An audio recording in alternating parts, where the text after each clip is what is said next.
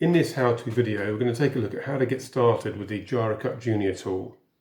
So the tool comes packaged in a blister pack, complete with a detailed instruction leaflet with tips on how to get started with the tool.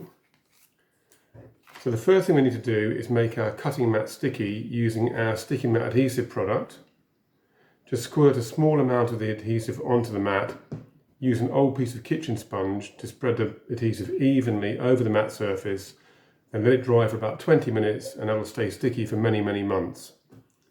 If we then take a sheet of ordinary photocopy paper, put it onto the sticky mat and smooth it down.